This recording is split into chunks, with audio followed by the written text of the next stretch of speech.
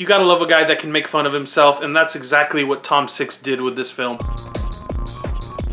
What's up, everybody? Back today to talk about Human Centipede 3, the final sequence, and I do kind of hope it's the final one, because what are they going to do to make a bigger Human Centipede? I mean, go to space or something? I don't know. I think Tom Six should move on from here. This was a nice ending to it.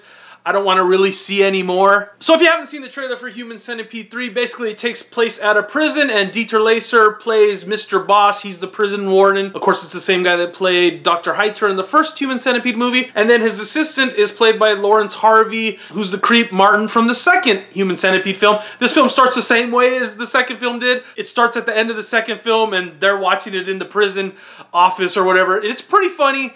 You know, the movie just makes fun of itself, and I found that to be pretty cool. They take it really lightheartedly, even though they try to shock you with so much shock value, but I didn't find it as crazy or as shocking as the first or even the second one. I thought the second one was the grossest one. The first one actually scared me a little bit. I found the second one kind of gross and funny, and a satire, of course, of the first one. And this one's just more satire.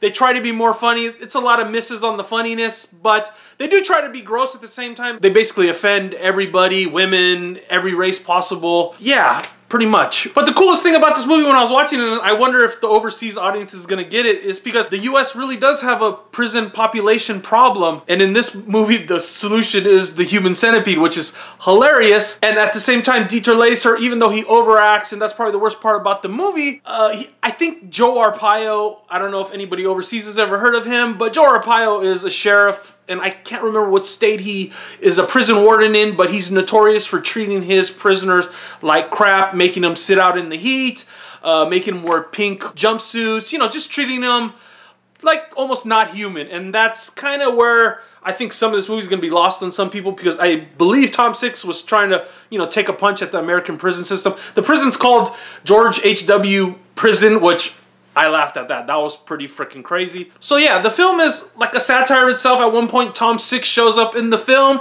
and he even, you know, is talking crap about his movies. And there's a part when Dieter Laser is like, "That B-movie hack! He's in his shit and poop stage! He is like infantile," or whatever. Like I said, I kind of like that. I think it's fun because I don't think Human Centipede was meant to be taken completely seriously. And, you know, this just exemplifies it. I'm excited to see what his next film would be. Is he going to go the gross path, or is he going to try to make something actually a little more, you know, sound horror, I would say. Something a little more that tries to get you with chills and scares instead of just grossness. So what can I say bad about this film? It's a B-movie.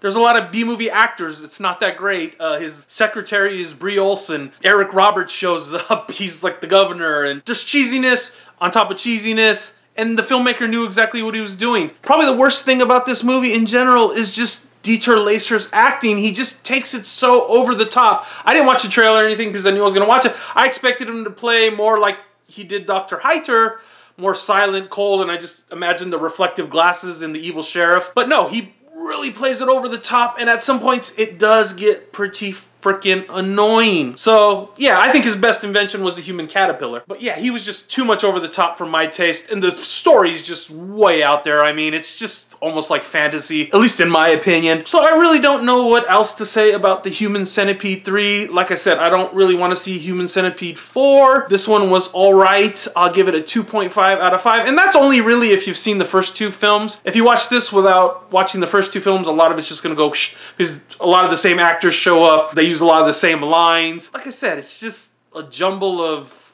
satire, either at the American prison system, his own movies, horror in general.